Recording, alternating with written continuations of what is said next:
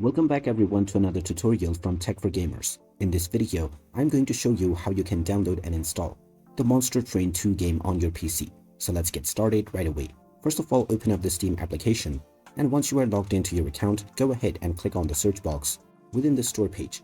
You can then just type in Monster Train 2 to begin your search, and once you find the game, just click on it, and this will take you into the game page where you can check out the trailer as well as the reviews. Scroll down and click on the Add to Cart button alongside your preferred bundle or edition. You can then click on View My Cart to continue towards your payment. Now you may use your Steam Wallet balance or any one of the payment methods from the drop-down menu. Then fill up your credentials followed by your billing information, and then click on Continue to finalize your transaction. Once it is completed, after the payment is done, the game will be added to your library and you can finish the installation in just a few clicks. Once it is done, you can open up the game and start enjoying it on your device right away. So there you have it. That is how easy it is to download and install the Monster Train 2 game on your PC.